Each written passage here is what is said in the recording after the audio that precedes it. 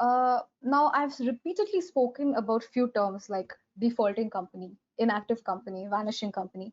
What are these actually, and what defines them? So here I'm presenting a slide for you to understand, simplifying and decoding the Companies Act in the simplest form possible.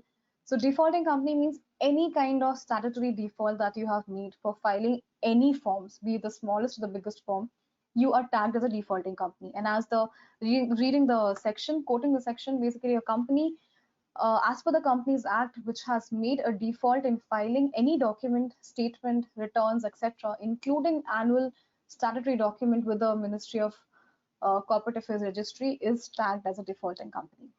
What's an inactive company? Well, a lot of companies, I believe, will be falling in this bracket of inactive company.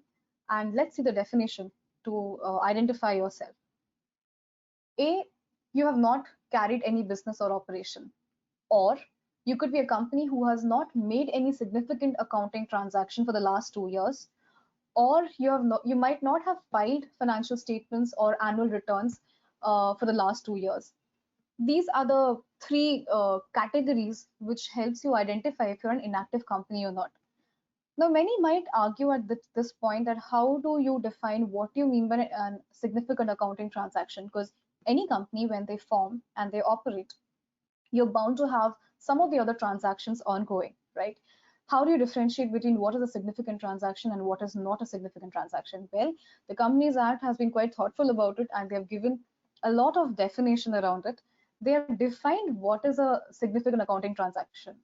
So significant accounting transaction means payment of fees by any transaction or a payment of fees by a company to the registrar. So you're basically filing any ROC form.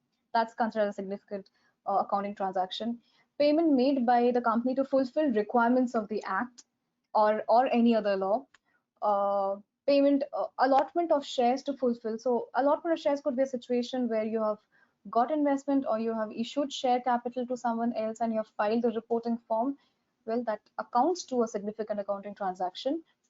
Payment made for maintenance of office and records, that also accounts for significant accounting transaction. If you have had these transactions, then you will not be able to, you are not an uh, inactive company per se. Now, coming to vanishing companies, as I just described, it is deemed to be called a vanishing company if you have failed to file your ROC returns for 2 consecutive years, or let's say if you're a listed company and you have failed to file your returns with the stock exchange and you're continuing to be listed in that to be listed for a period of 2 years, and you have not maintained a registered office and at the notified places what you have informed to the stock exchange, and your directors are not traceable.